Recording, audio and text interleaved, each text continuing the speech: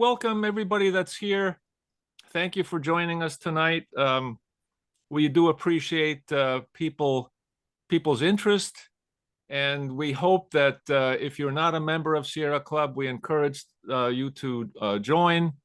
It doesn't cost a lot, and it gets you some newsletters and magazines from the Sierra Club, and it helps support the activities we do locally, as well at the New York State, which is called the chapter level, and also the national level. So the Sierra Club has been around for over 130 years.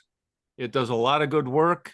It lobbies for legislation. It educates people, and we try to have outings and local events too. That we participated in a riverbank cleanup event about a month ago, which was pretty successful. So we support other local organizations too as we can. So our September newsletter has been out there for a while now. So if you haven't seen it yet, check that out. And also we're accepting essays for consideration in our for publication in our December newsletter. The email address for submission of essays is Sierra Club Susquehanna Group at gmail.com. And also I'd like to invite people to volunteer with us. If you are so inclined to want to commit yourself to attending regular meetings where you help guide the direction of what we do, that would be the executive committee, and we are accepting candidate statements. If you're interested in joining that, you have to submit a candidate statement of no more than 150 words, and you can submit that to the same email address, explaining a little bit about your background, why you care about the environment and nature, and why you are interested in joining the executive committee. So we welcome that. Submit that soon, because we are going to be conducting elections with the only print edition of our newsletter is going to be coming out in December. So that's going to have the ballots that publish the candidate statements, and then it's the way you vote by mail. So, Jim, do you have a deadline for this? Yes, the statement should go to the nominating committee at that email address that you gave, and they're also going to be included in the newsletter. And the deadline for the newsletter is November 28th. Okay, so submit those by email. I would say the 27th at the latest, so that people have time to work on this, and that you're not scrambling at the last possible second to get it out, and you miss your opportunity. So that would be my recommendation.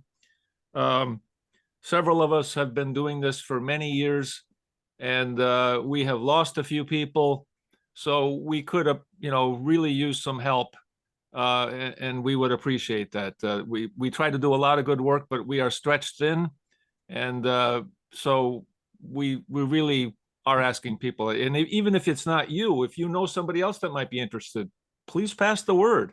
Ask them, would you be willing to join the Sierra Club? You do have to be a member then to be on the executive committee. So that would be a thing that you would have to do, but that's something that we're definitely looking for.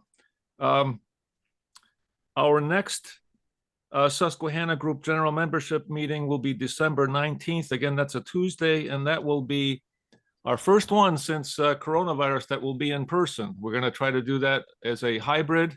So we'll do simultaneous Zoom meeting with in-person meeting, and this will be at Vestal Public Library. It will start at 7, and this will feature a presentation by Chris Berger. I'm not sure exactly what his presentation is going to be on, but I suspect it's going to be maybe a mix, a little bit about zero waste, and maybe also about his experience with recycling, because he's an expert in both of those topics. And then also, just recently, we got the acceptance of the invitation for George Holmesy, who is a professor at Binghamton University. He's going to be giving a presentation in January, and that's going to be January 16th. And his presentation will be on suburban sprawl and how the spread of housing and businesses, more development of business parks and remote lying areas creates problems. And that there's problems for climate change as well as costs. You know, you have to extend utilities. It creates social isolation. There's things like that that are negatives of doing this. And it's still happening in our region. So that's a topic that's very timely. I point out to you that the Industrial Development Agency just recently purchased 300 acres, which has some forest on it, northeast of the Oakdale Mall, to develop a new business park. So that's a big example how this is still happening in our area, despite the fact that we have already underutilized areas where stores have closed, businesses have moved out, there's empty office buildings, warehouses. So that's going to be a timely topic. And another thing I want to point out is that there's going to be an event tomorrow. It's not Sierra Club, but it's called Achieving Energy Independence. It's at the SUNY Broome campus, Broome Community College, basically. I think most people know it as that. It's in the Decker Hall, room 201. It starts at 7 p.m. And Chris Berger, Adam Flint, and Diane Stefani will all be presenting information about how to achieve energy independence, how to help spread the word about savings that you can get while staying comfortable, and also the health benefits that you can get by improving your weatherization of your home, going to heat pumps, switching to renewable energy, all of those types of things. So that's a very timely topic. And again, that's tomorrow, 7 p.m. at Broome Community College. So does anybody else have any announcements that they would want to make that maybe I forgot about? We have calendars for sale, 2024 calendars, in fact. Between me and Joanne, we've got all of them. So they're $18. They're wall calendars. Let either of us know if you both wall calendars and appointment calendars, which are smaller. You don't have too many appointment calendars though, right? I miscounted, so I think whatever, but I have 3 left. Okay. All right. Thank you. And let's see. I guess at that, I'm going to introduce tonight's main feature here. We are very thankful to have Adam Flint, who is the Director of Clean Energy Programs at Network for Sustainable Tomorrow. For the last decade, Adam has directed the clean energy programs in New York Southern Tier at Network for Sustainable Tomorrow, which the abbreviation is NEST. And during the previous decade, his work was in higher education, where he served as Assistant Professor of Sociology at Hartwick College and as lecturer in Environmental Studies and Latin American Studies at Binghamton University. He co-founded the Tier Energy Network of the Southern Tier, where he coordinated this organization's workforce development efforts, and also the New York Energy Democracy Alliance, where he coordinates the community-owned Shared Renewables Working Group. Together with a consortium of community-based organizations and NYSERDA, he helped lead the co-design and launch of New York's $52 million Regional Clean Energy Hubs, which is a permanent one-stop education, outreach, and workforce program based on a decade of implementation experience. He leads the New York State Climate and Clean Energy Careers Working Group, a collaborative of stakeholders from across the sector dedicated to creating a system that is inclusive, equitable, and capable of producing the thousands of skilled workers needed for the state's clean energy transition. And Adam has a lot of connections, a lot of experience with a lot of environmental groups that have been very active for well over a decade and a half. And so we are thankful for his continued efforts, and we welcome his continued efforts in the future too, because I know that it's very frustrating, and I sympathize with that. But it's vital work, and its focus recently is mostly on trying to save a habitable climate. So anyway, thank you, Adam, and please go ahead and start your presentation. Thanks so much, Valdi. I really appreciate that kind introduction, and thanks everyone for joining tonight. Let me make sure we're actually looking at the right thing here. So tonight, there's a little bit of a change in title, but it's the same topic.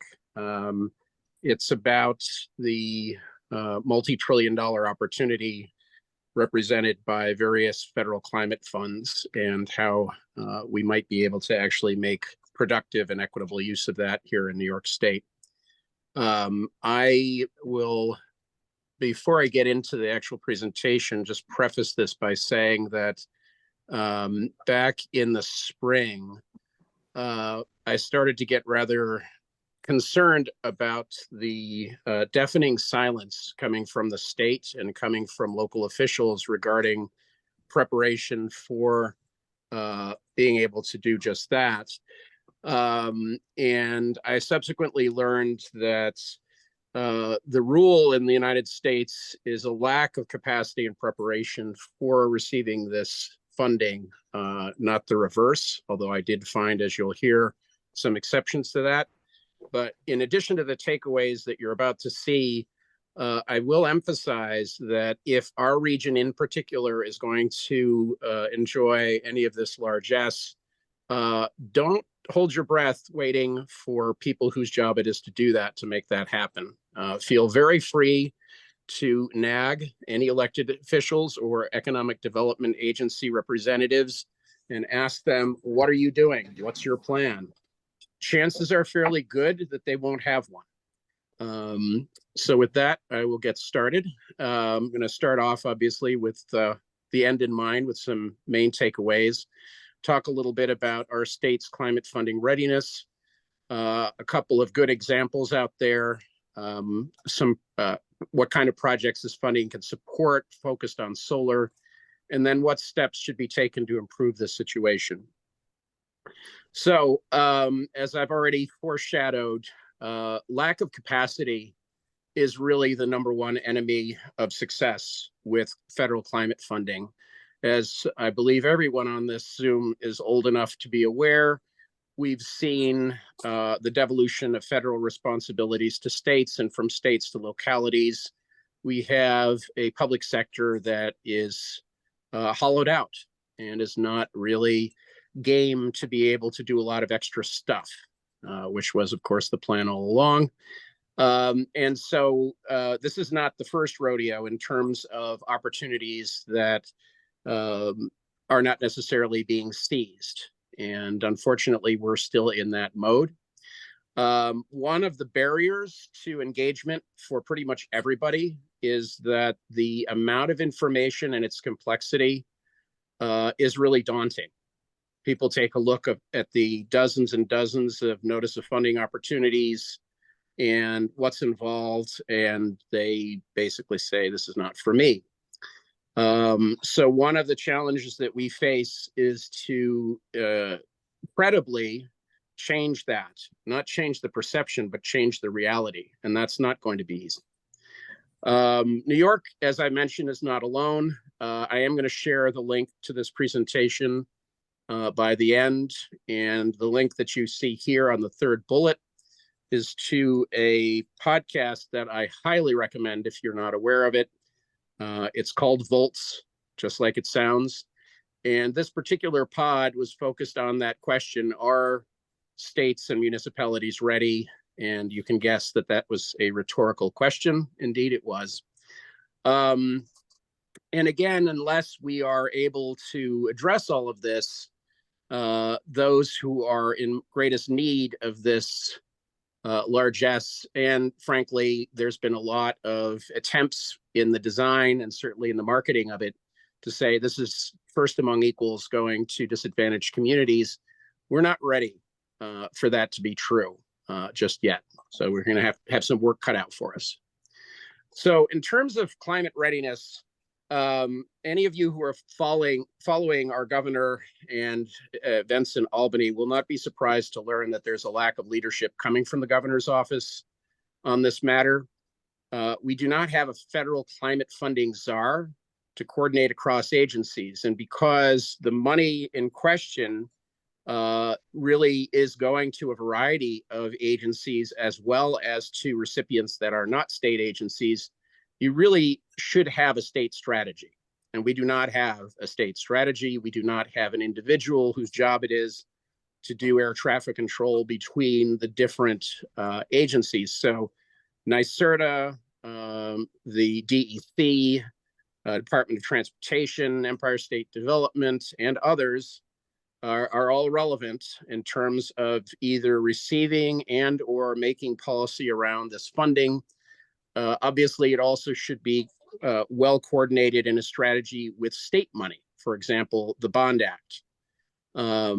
So we have an issue there. No matter how high quality the work that gets done in an individual agency, they really cannot play that role. It has to be coming out of the governor's office. NYSERDA itself is in a more disorganized state than I've seen it since I started my career in clean energy in 2011. I can say more about that if people are interested in the Q&A, but concretely, they failed entirely to engage with myself and my peers and colleagues in the world of community-based organizations, and especially those representing disadvantaged communities. They did with the Solar for All program, which I'm going to focus on a bit during this presentation, engage with the industry. The head of the New York Solar Energy Industry Association is a friend of mine, and I got a verbal high-level report of what the proposal looks like, and what he told me was not encouraging. I'll get into the details of that when we come to the solar section later. There are, however, other efforts that I will detail as we go through here to try to address this. But I will add something that's not on this slide, which is that I did engage with Assemblywoman Lupardo and Senator Webb to see what we could do about this. But I will simply tell you that the matter has simply been left in my hands and in someone else's hands to demonstrate that we have some solicitations that are going to make sense. Pragmatically, I've had to focus my time on those activities that generate revenue for my organization, and this ain't one. So I have not done as much as I would have liked on the regional side as opposed to the state side. And all right, so let's talk a little about states doing it right. These two names should not come as a shock to anyone. Minnesota in particular, since the Democrats surprised themselves about a year ago and took the second house, controlling both the governor's mansion and the bicameral legislature, they've been able to do more in the last session than has been done in many states in years. Unlike in New York State, the Democrats in Minnesota are definitely taking a strong progressive turn, and there's just a lot of great stuff going on. So there was a meeting that was facilitated by a very well-regarded lobbyist who I've been in touch with last December, brought together, I like to characterize it by saying everyone, by which I mean there were the heads of the relevant committees in the legislature, the governor's office, the heads of agencies, utilities, representatives of municipalities, representatives of unions, representatives of community groups, etc. And they started the process of planning a strategy around this opportunity. The most common or most obvious expression of success for that was significant appropriations passed in the last session, including $100 million in matching funds. That is, entities in the state of Massachusetts can apply for this fund where the federal notice of voting opportunity requires matching. Needless to say, we haven't had even an attempt to do such things in New York. They do have a climate czar there. Moving next door to Massachusetts, also a climate czar. And since I am focusing on the case of EPA's Solar for All program, which I will continue to talk about because it is one of the biggest opportunities in the suite of opportunities that is represented by the IRA and the Bipartisan Infrastructure Act. Unlike NYSERDA, the two state agencies responsible for this put out a straw proposal that is linked right there. You'll be able to go and see it yourself. And in that straw proposal, they lay out what I feel is a pretty good approach to this. I have not yet seen their actual proposal, the actual proposal reflecting several consultations that they had with a wide variety of stakeholders, some of whom I know and have spoken with. So Minnesota has really been doing it right, as has Massachusetts. All right, so in terms of the kinds of projects that can make use of federal climate funding, I had hoped to have specifics on more of the other bullets here than I do. I'll explain a little bit later where information is coming from and why it's a little bit slow in coming in the depth that we need. But in brief, these are some of the areas that I'm most concerned with. Solar, microgrids, and thermal energy networks. For those not familiar with thermal energy networks, this is when you create a geothermal heating and cooling system with a shared ground loop. And so you have the efficiency advantage of being able to move heat from where it's not wanted to where it is wanted and vice versa. It is madly efficient. It's also very complicated to pull off if you have more than one owner of the properties in question. Microgrids, I think at this point, everybody's pretty familiar with what those are. Building decarbonization is the currently fashionable catch-all for all things energy efficiency and heat pumps for buildings of all varieties, and then workforce development. All right, let's move here. No, I moved too fast. All right, let's go into this first. So the Solar for All EPA program. This program and EPA's initiative in general is actually the best put together of all the agencies, and that includes the Department of Energy. Not only has EPA done what I would say is a relatively good job in a short period of time of conceptualizing these programs, but they've set up a national technical assistance network that I'll talk about later. This is not going to solve all our problems, but it is the only agency and the only efforts that I've seen coming through the federal climate money that attempts to do some very important things. So the three funds within the Greenhouse Gas Reduction Fund, which is a $27 billion fund, we're going to focus really on Solar for All, but there's also two financing programs, and these will undoubtedly become relevant once awards are made, but I'm not going to go into any depth about those here. The Solar for All program is a $7 billion program covering all geographic entities considered part of the United States, all different statuses. And the focus for this program, as is true for much of federal funding, is focused on low and moderate income beneficiaries. So Solar for All, I'm not going to go into this in too much detail, but this will give you a sense of the number of awards that exist. And again, this link to this document will be yours when this is over. So our state will be in award option 1, as is the case for Minnesota and Massachusetts. In the case of New York, because of our population size and specifically the size of the population defined as disadvantaged or low income, we're allowed to compete for the maximum amount, which is $400 million. The states of Minnesota and Massachusetts initially thought they could do that too, but the rules were rewritten, and I believe they could only go for 200 million. So when you look at that straw proposal, you'll see 400, but that unfortunately for them was not the case. Okay, so yeah, and here you can see it right here. What I want to focus on are the benefits and the program outline. I'm going to scroll slower than this, but just so you know what I'm doing here. So the way this program works is each entity, whether it is a state, a territory, a tribe, or a multi-state consortium, had to have an application in by October 12th. That extension, that deadline was extended from the 26th to the 12th.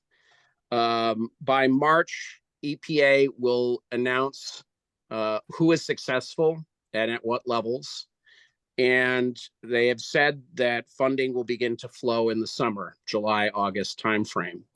That leaves us between now and March, especially, to get NYSERDA on the ball in terms of actually working with the stakeholders that they need to be working with. So in terms of the benefits this program brings, there needs to be a minimum of 20% savings to households served under the program. And we're talking here about both rooftop solar and community solar. And there are a variety of different measures that are included in here to deal with people in different circumstances. That is, some people do not pay their own utility bills, but there still will be benefit there.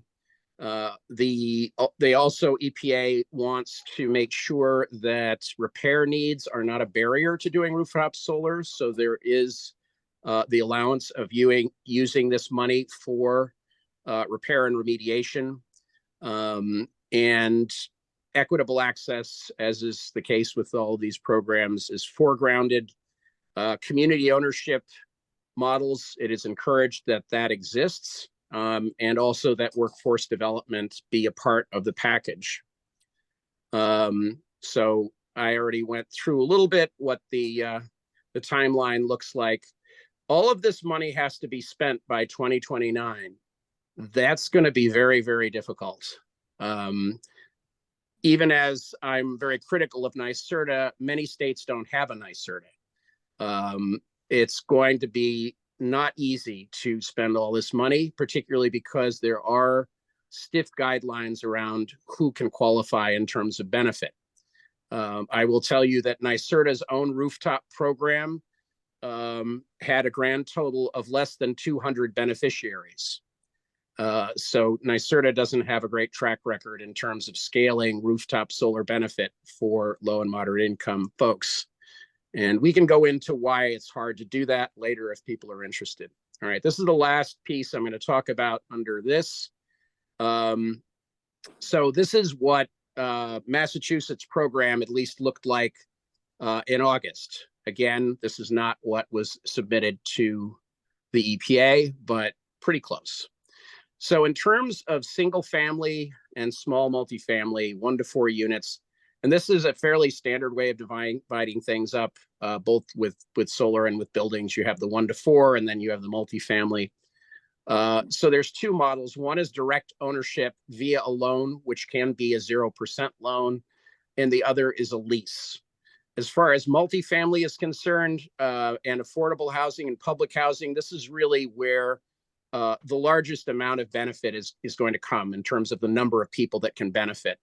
And Massachusetts is working to make sure that a variety of different kinds of buildings and ownership structures are possible, right? Some of this is in the hands of a municipality, such as the New York City Housing Authority.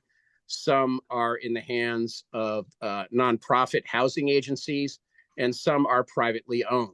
And the intent is that anyone who's living in any type of housing who qualifies in terms of income should be able to receive benefit from this. So those are on-site solar installations, right? Either on the building or on the property. From there, we move to community solar.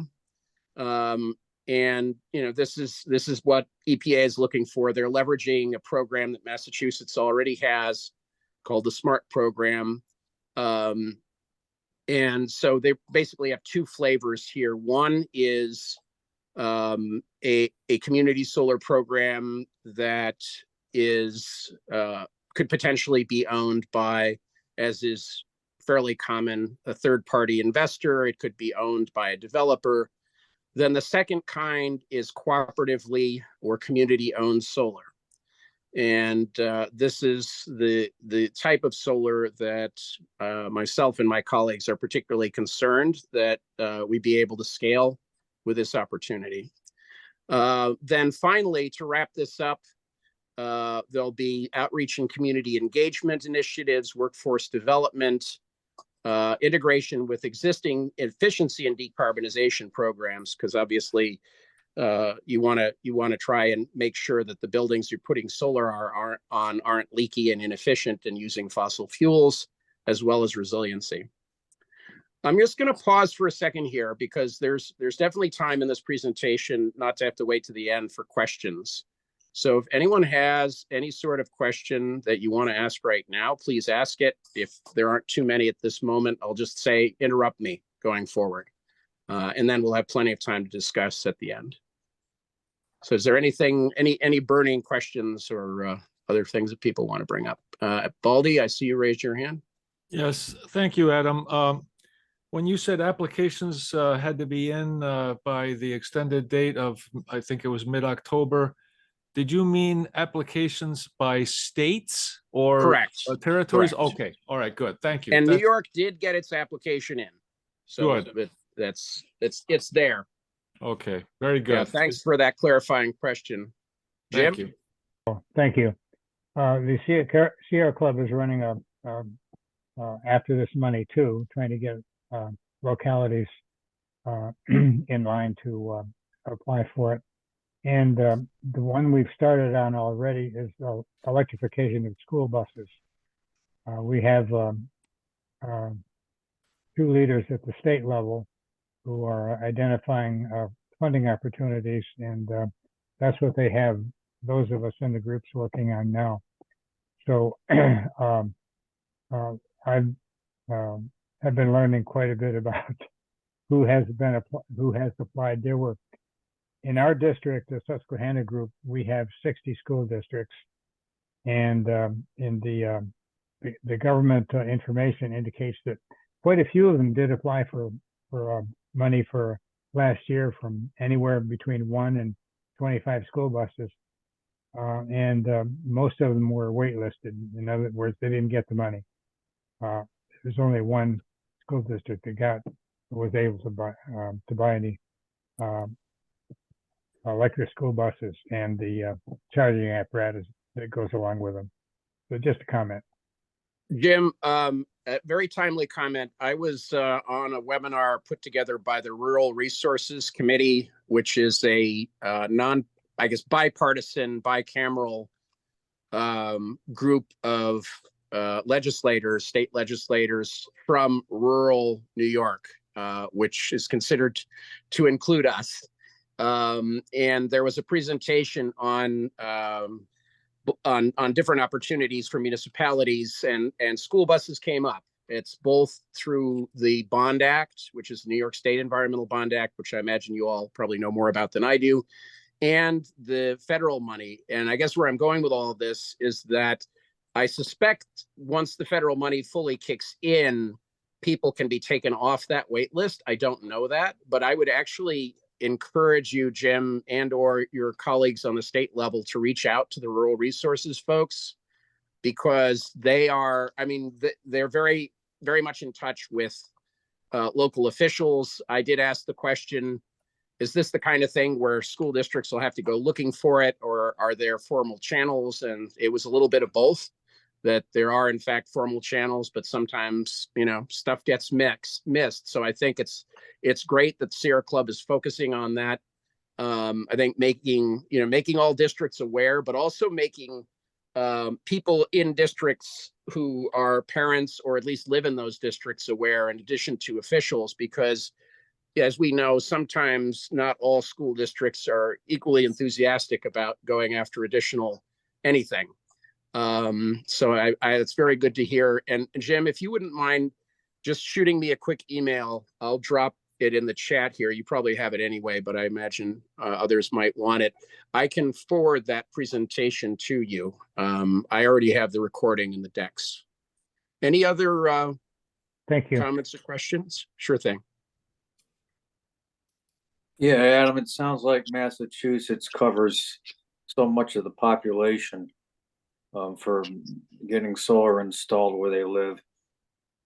In New York, are you going to address what is available, or I don't want to jump the gun. When you say what is available, can you be specific?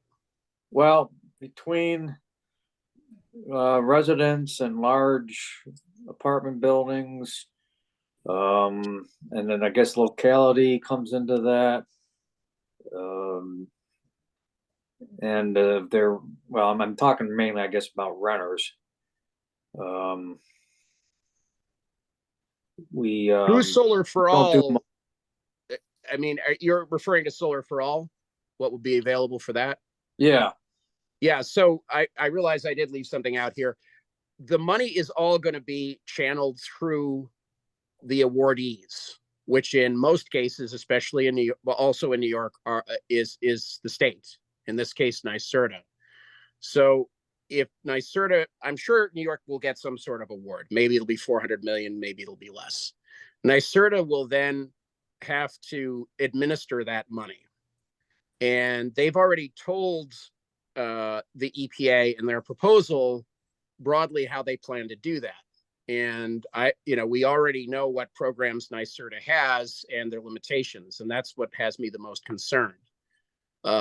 What I'm hoping is that EPA will have the flexibility to allow NYSERDA to make some changes even after the proposal was in, because otherwise our input won't be able to make any impact on policy, and our programs will not be as successful as programs like Massachusetts. That said, as you saw from the Massachusetts proposal, there's there will be in the New York proposal, it's required, programs to address all of these different types of folks, whether they're renters or owners.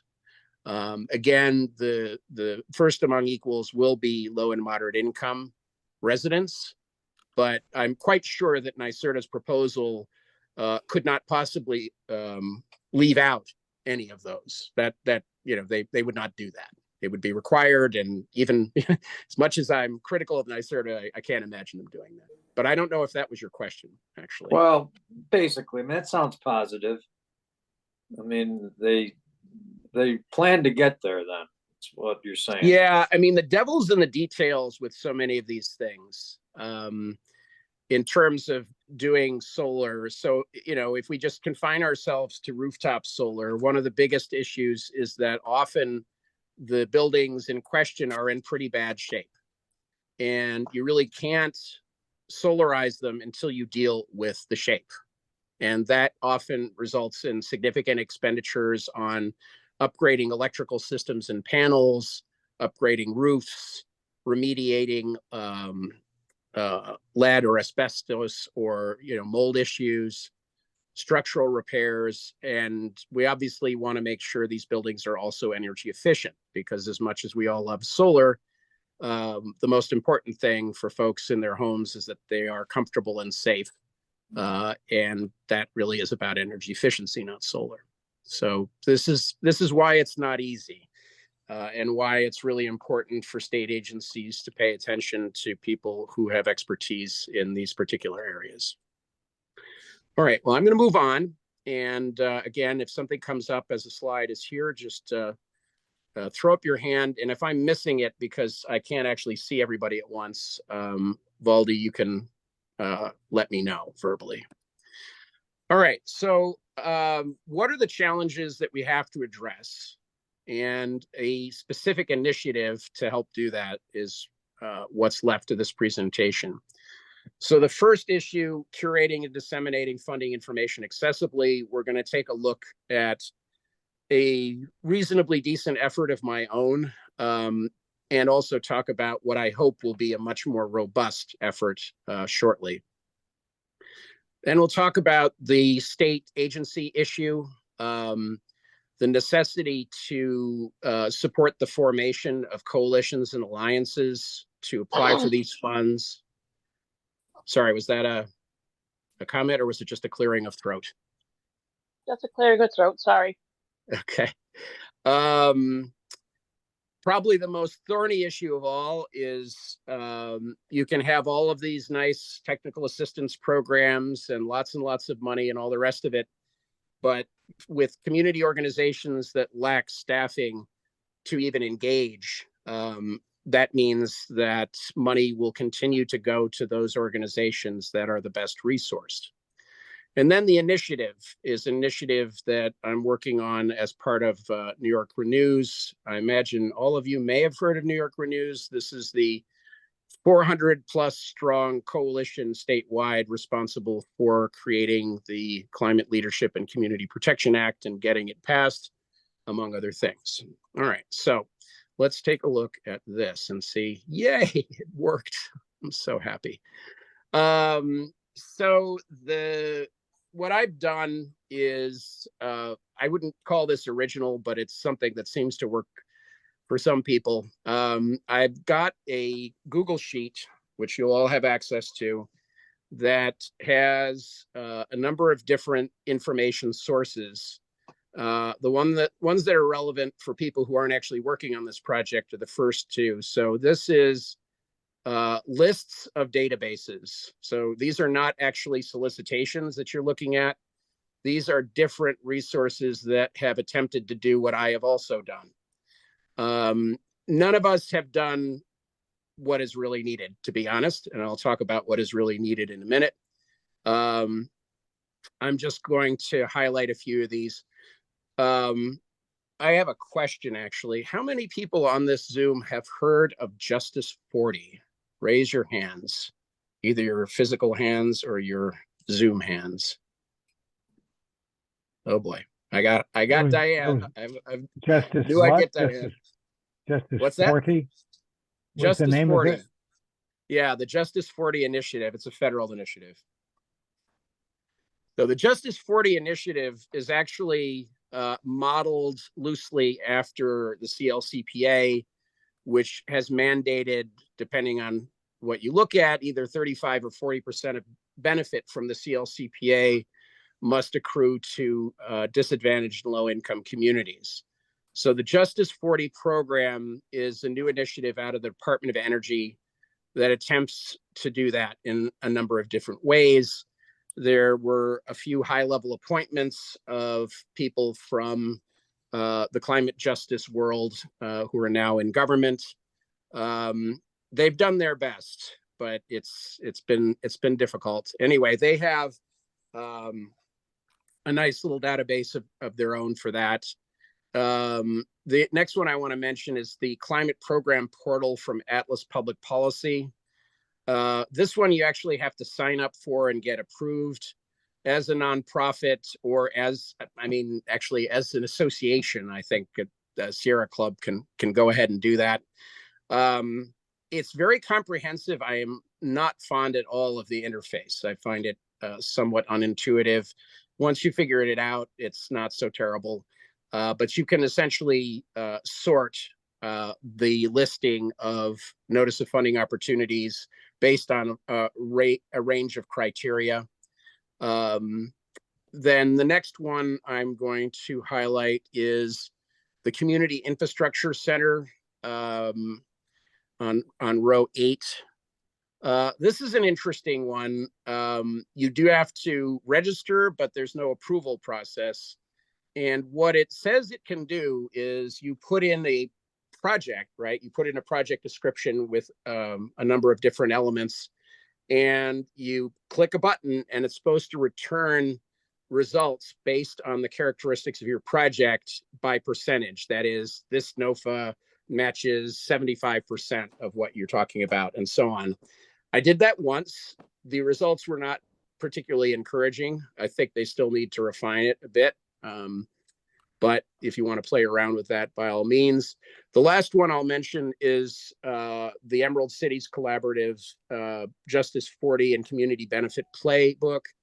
This one I like because it's particularly focused on community-based initiatives. And that is, community-based organizations will have certain interests in certain kinds of funding streams, and this is focused on that. So then the other tab that is relevant is the curated NOFOs, or Notice of Funding Opportunity, which, if you don't know, and I didn't before last year, NOFO is federal government speak for RFP. And so this is basically somewhat plagiarized from the, whatchamacallit, RMI database, but I've changed it and added some things and taken some things away. Basically, the goal of this is for anybody to be able to see with relative ease if something is relevant for them, right? So, and be able to get at what they need.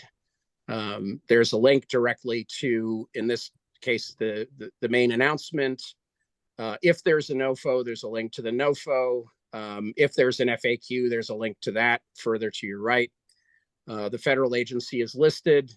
In this one, you know, I have interns working on this. I'm hoping that these are as complete as can be, but obviously one of the first things you look at is, am I eligible, right? However, you can't eliminate a lot of these just by that. What is important to know is that in the cornucopia of NOFOs, some of them are directed at local municipalities. Some of them are directed at community organizations. Others are directed at various kinds of financial institutions, like community development financial institutions, or CDFIs. And of course, many of them are directed at states, tribal governments, territorial leadership, and whatnot. I'm going to highlight two of these. So the one at the very top, the IRA Community Change Grants Program, this is one that has not yet come out, even though there's something under NOFO. That's actually just an initial announcement. And the reason I'm mentioning this one is this is one that actually has to be led by 2 community organizations or more. Then, oh, I thought I had this right afterwards. Oh dear.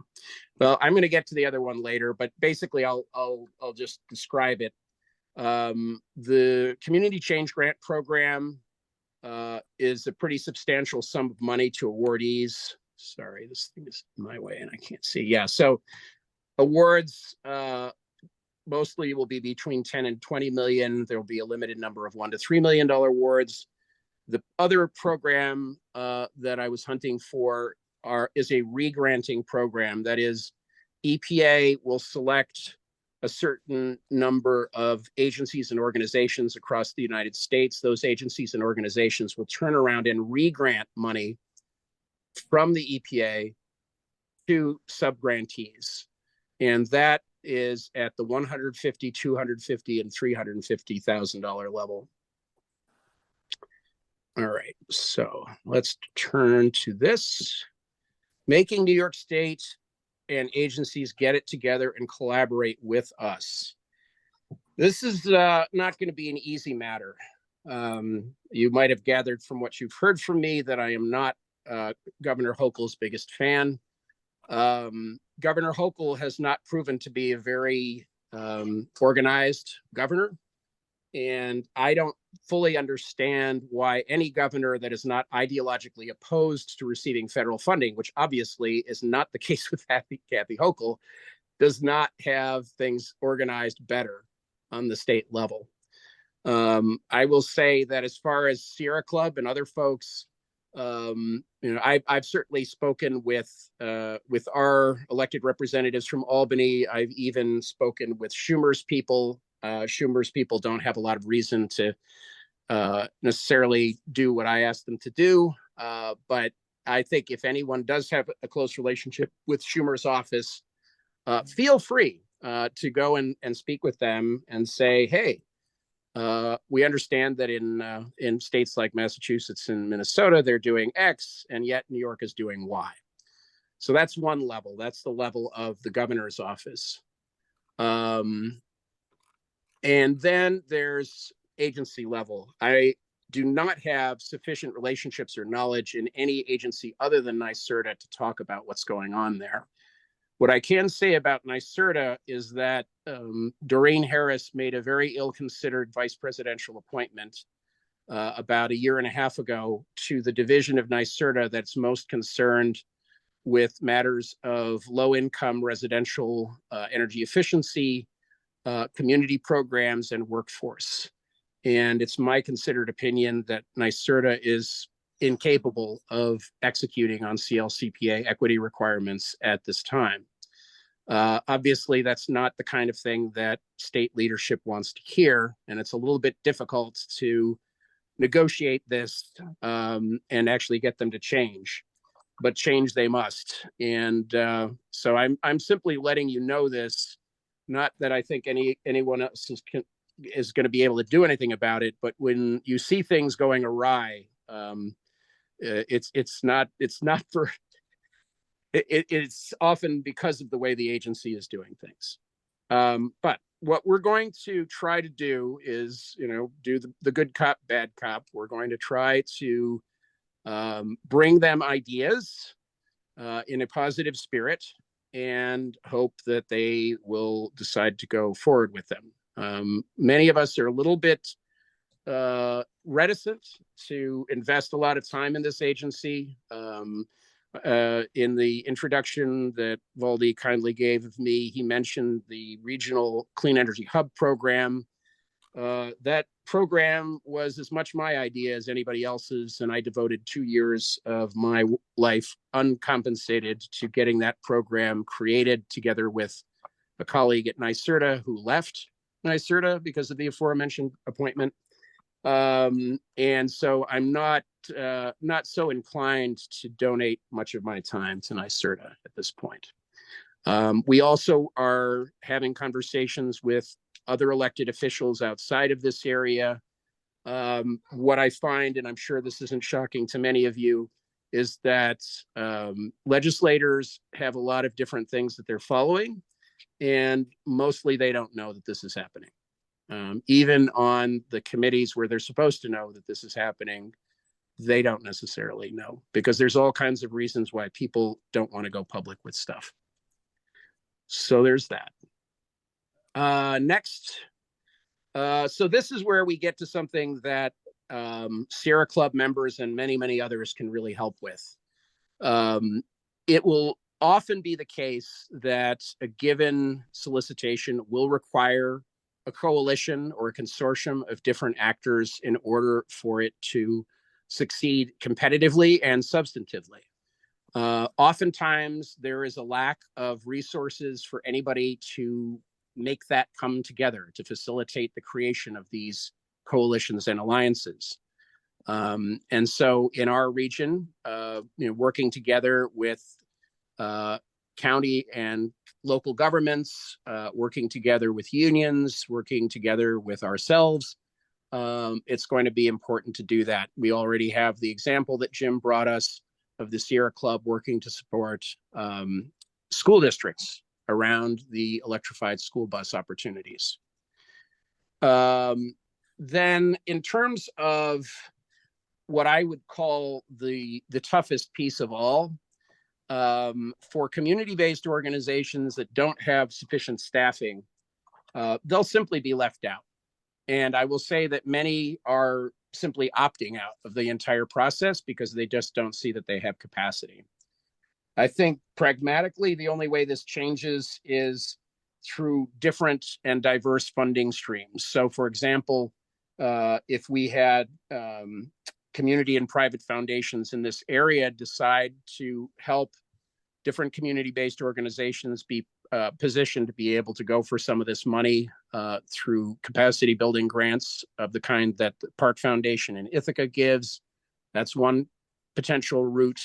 High net worth individuals can always weigh in and give donations. I will say I have a very close friend who is a high net worth individual in this area who has tried to put together various kinds of entrepreneurial and funds of different kinds. That level of generosity does not seem to be very common, but who knows? Then from there, there's philanthropy. That's not local. That's either state or national. And then, of course, is there some private sector money or some public sector money coming from the NOFOs themselves? I did mention these two grants when I was looking through the spreadsheet. The regranting from the Thriving Communities Grant-Making Program and the EPA Community Change Grants. These are the two grants that I am aware of that are designed to go directly to community-based organizations. We have not yet seen what is required of those. So hopefully they will have written these in such a way where the administrative burden is not unduly harsh. Finally, and lastly, initiatives. So I had mentioned earlier that the Environmental Protection Agency has done some good stuff as far as supporting this process. What that specifically means is their Thriving Communities program, which is referred to, if we're talking about the Thriving Communities Technical Assistance Center, or TICTAC. EPA has created one of these in each of its regions, and I'll bring up a map here. This is the Environmental Protection Network website, which is linked here. I highly recommend them. The EPN is an organization of more than 500 former EPA staffers with a small professional staff, and they are donating their time to help all kinds of entities across the entire country to apply not only for federal funding, but for funding. The TICTACs will help with state level and philanthropic applications. If the Sierra Club wanted to go for something, you can go and ask them for help. Before we go to that, though, just look quickly at how this is nationwide. And I apologize if people can't see this. Let me see if I can blow it up. That's a little better. Let's see if I can blow it up a little more. Here we go. All right, so this just gives you a sense of the overview. In each one of these areas, there is an EPN staffer, but even more importantly, there are regional TICTACs. So we are in Region 2, right? New York, New Jersey, and the TICTAC for our area is hosted by We Act for Environmental Justice in Harlem. Unfortunately for New England, they don't have one yet. There's been a bit of a hiccup with bidding around that, but most of these are established. They are quite new. So the amount of knowledge that the TICTACs and these regional folks have is not yet as deep as it needs to be, but at least this resource is there. Moving back here, let's go into, so this is the We Act Thriving Communities Technical Assistance Center. If you click on technical assistance, you get a form, which you can then fill out and ask for help. They also have selected trainings and funding opportunities listed here. One of the joyful things that you get to learn about when you make an application to a federal funding source is the SAM.gov registration process. That is one of two rather daunting websites that the federal government uses to administer funds that you have to get comfortable with. Here's a training about models and resources of community solar to benefit your community, etc. And I apologize that my dog needs to go out and he is going to whine. I'll be winding this up here quickly. Funding opportunities. This page again, these are sort of curated. So the community change grants, that's the one that I mentioned that I couldn't find. That's the re-granting opportunity. And there's a bunch of other stuff here. So the last thing I'll mention, and then we'll close up and take any further question or discussion. As I mentioned at the outset, New York Renews is putting together a project essentially to supplement and augment what WE Act is doing. So WE Act obviously can't use federal money to get state agencies and the governor's office to do their jobs better. So that's going to be part of our job. Another part of our job would be to help convene and spread information broadly through organizations. So we'll probably have several big meetings over the next, well, probably more realistically starting in Q1 of next year. And then finally working on the regional level to help the formation and success of different regional consortia to be able to go for this money. So that's it. Hope this was useful, and happy to take any questions. Let me stop sharing here. And I will be letting my dog out as we do this. Thank you, Adam. That was very informative and also a little disturbing, which I'm sure you understand.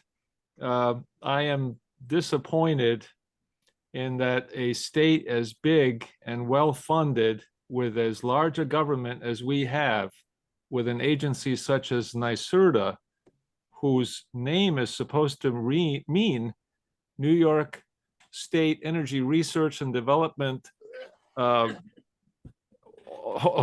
Agency, I think is what it is. Authority. Authority. Okay, sorry. Thank you. It just amazes me, like, what are they doing then? If they're supposed to be advocating to make this CLCPA, New York State's climate law that was passed 4 years ago now, actually be implemented, and environmental organizations have been complaining for years that New York State needs to put money behind the law to make this happen, this transition to an economy based on renewable energy. And here, the federal government has announced billions, many, many billions of dollars of funding available from the Bipartisan Infrastructure Law and the Inflation Reduction Act, which is no secret. New York State is well aware of this, and they are now caught flat-footed, not prepared. I'm not embarrassed to add to your frustration with this. I don't care if they watch this presentation later, and I hope they are embarrassed. I just don't understand it. How can we goose them to get going? Well, I think that in terms of what the Sierra Club can do, obviously the Sierra Club has Roger Downs and company in Albany. And I actually haven't spoken with Roger about this particular set of issues, but you can. And, you know, he may be fully aware of everything or not. I honestly don't know. I've mainly been communicating with Roger around this CO2 fracking nonsense. But I guess there's a few dynamics here. One is that when you have a governor's office that is not good at managing things just on a basic administrative level, it's hard for agency heads to make decisions. They tend to be a little bit afraid of their own shadows if they're uncertain where the governor stands. In terms of the agency itself, you know, Doreen, I like Doreen as a person. Her expertise is largely in large-scale renewables. It's not in this sort of stuff. The reality is that the majority of people who have professional credentials in clean energy are not necessarily well qualified to work with communities to understand how programs need to be designed to be effective in the most challenging circumstances with properties that are in really bad shape, et cetera, et cetera. And so, you know, the qualifications and organization questions bode kind of large.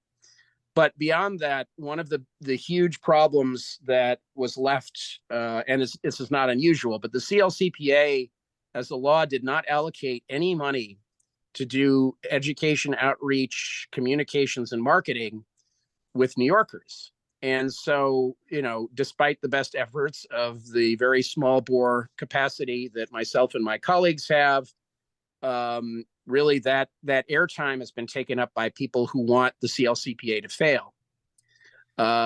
So those are three things that I would mention that are responsible for the difficult situation we're in, because politically speaking, that latter situation has meant that some elected officials feel a little bit, shall we say, reticent about appropriating large sums of money to implement the CLCPA, particularly if we're talking about moving off of gas, which is unpopular with companies who make their living with that.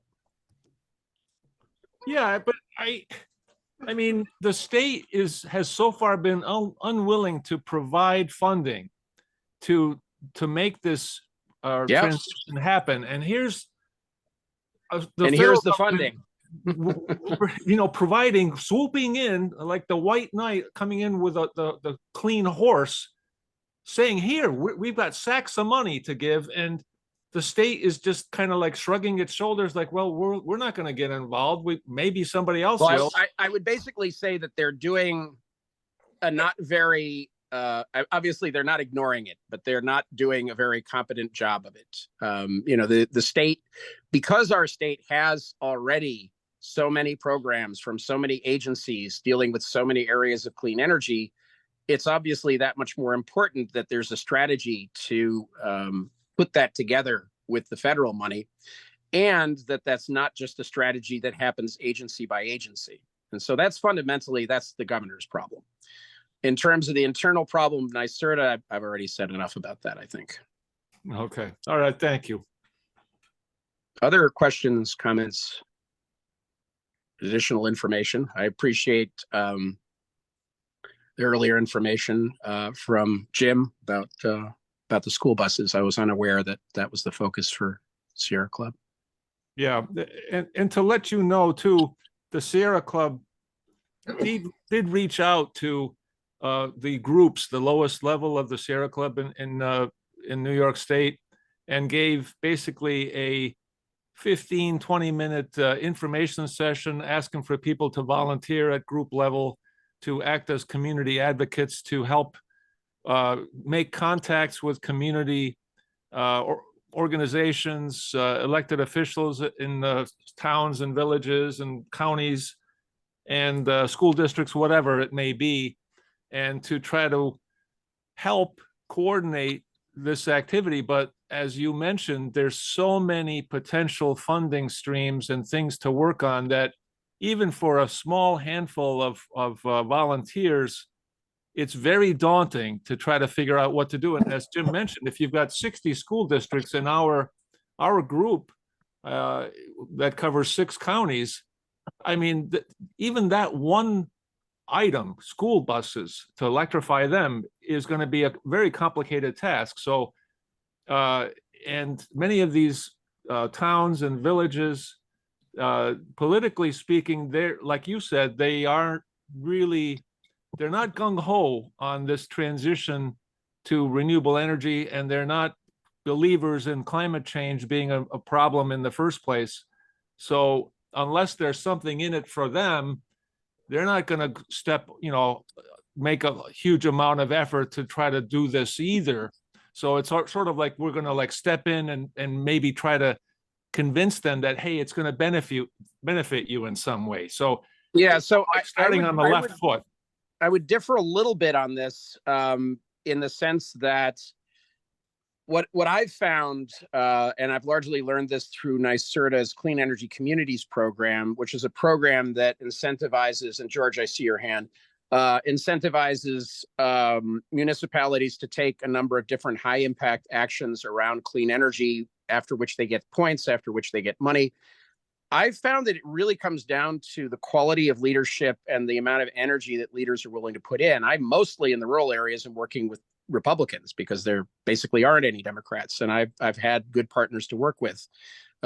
To make the contrast, up until now, with the elections, things will change, thank God, but Vestal has been useless, allegedly governed by Democrats, but we haven't been able to do anything with them. I think the big problem is capacity. up and down the scale. And I'll say, there's definitely good people out there. We have good people in the county in the planning department. One of George's former students is the head of planning or of economic development in Binghamton. She's great. But it is a question of what level of resources people can devote. Now, we've seen a complete turnover of the city council in this election. So I think this could be an opportunity in the city of Binghamton to say, hey, let's get our skates on. With the county, some of us are on the Environmental Management Council. Diane really brought that organization to a much higher level than it was before Diane showed up. And now we have, and actually that's been passed on, which is an accomplishment in of itself, that work got done. And even with Diane not in that seat, it's still happening.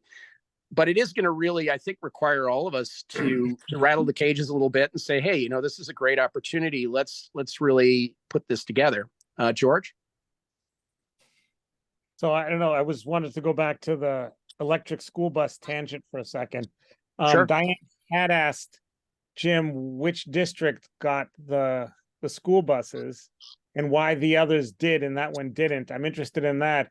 And I'm also putting into the chat a link to the Volts podcast again, where they discuss a different model. And you might know all about this, Jim, but they discuss a model of bringing school buses that is very, very cost effective. It's a subscription model.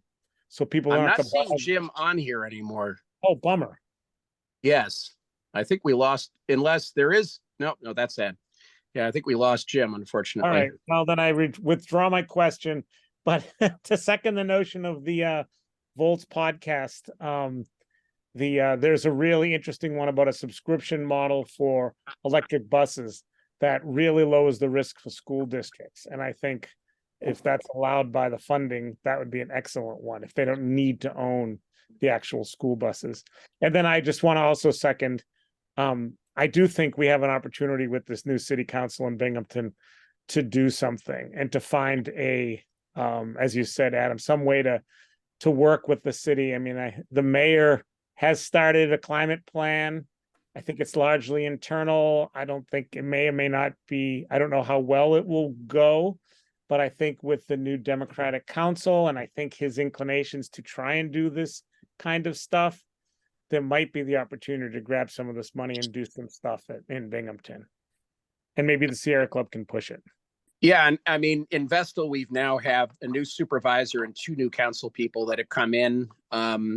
So, it may be that this additional political oomph will be just what we need. And, there are other institutions out there that have resources, but they're very stretched. So there's the ST8, Southern Tier 8, which is our regional planning and development board. They're short-staffed, but they in part exist to provide planning resources for rural communities that can't afford to have their own planning departments. So I think that there's enough of a groundswell coming from these new electeds, as well as folks like us. We might be able to get some attention directed to this. I'll also say, don't make assumptions about your particular town unless they're recent assumptions based on what's going on there. I know a friend of mine who used to be in a band with me is now working over in the town of Union. Town of Union is GOP governed, but they seem to be pretty into this stuff. We'll see how substantive it all is. But if you live in the town of Union, go over there and pretend that they actually mean it and say, hey, what's going on? Tell me about it. What can I do? Anyway, I'm rambling. I've been sick, in case that wasn't obvious by my constant schnootering. Makes me ramble. Yeah, thank you, Adam. I've seen some of the problems at the town of Union. So it kind of depends, and it depends on who sticks their hand up and starts to dominate at certain meetings and on certain topics. So, but it's worth a try. So I don't take my comments as gospel on how things are today. things can improve, and I hope they do. And it's worth a try, no matter where you live and no matter what the past experience has been in your village or your town or whatever community you're at. So. And elected officials love to look good, and bringing in lots of money generally makes them look good. And also thinking about the fact that maybe their neighboring counterparts are bringing in a lot of money and they're not, doesn't make them look good. So Yes, kind of that's right. Here, when you've got elected official for, psychology 101. yes, especially with something here that you could point to something and have a photo opportunity later, and then say next time you're running for re-election to say, hey, I was at this this unveiling ceremony and dedication ceremony for, say it's a charging station for your community or a new community solar farm that can help people sign up to save money or some other project, whatever it is. So these are opportunities, and I hope that they work out, and I hope that there's more success, and I hope more people decide to spread the word about this and hopefully volunteer. Are there other questions or comments about anything that people want to talk about? Okay, well, again, thank you, Adam, for everything you're doing, and especially since you're a little under the weather too. I really appreciate you joining us again, and to remind other people we are so happy with and so appreciative of what Adam has been doing for a long time. The first time I met him was when we were both involved, and my wife and I too, with the fracking fight, which was probably more like 20 something years ago now. So Adam has been doing this work for a long time, and the Sierra Club has recognized his work by honoring him with the award of the Linda Spickard Award, which is the Susquehanna Group's basically an award that we nominate people for, and the executive committee votes on it. And we presented this to Adam a few years ago to honor his work and to show him some appreciation. It didn't come with any money to help offset his long work that he has done to do things, on his own time. But I hope that him hearing this again, that he remembers that we do appreciate the work that he's doing. So thank you, Adam. That means a lot to me. Thank you, Valdi. I really appreciated the award and appreciate your reminding folks of it. All right, Yeah. Thank you. And before people sign off, if you want to grab the link that Adam put in the chat for his charts, go ahead and do that.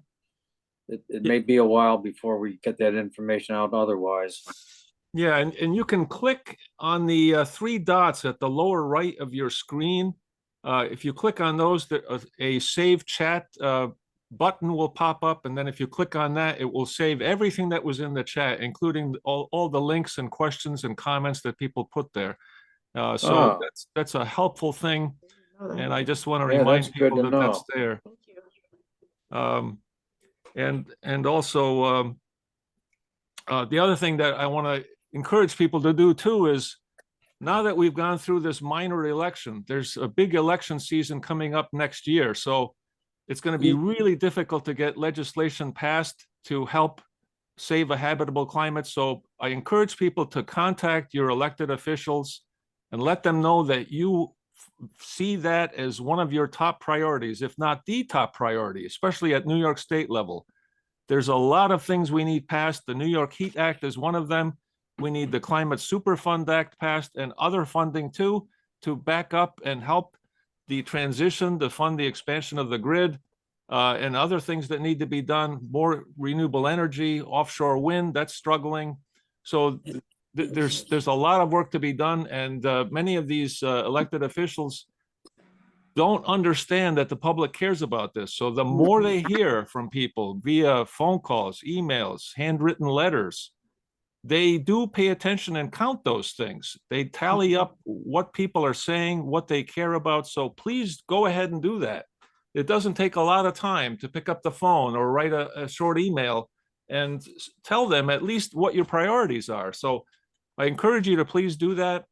And with that, I thank everybody again for joining us tonight and your interest. And we look forward to hopefully providing more interesting meetings. If you have suggestions for that, ideas for topics or speakers, please let us know. Would appreciate that too, because we're always trying to find interesting presentations to provide. And so thanks again. Have a good night.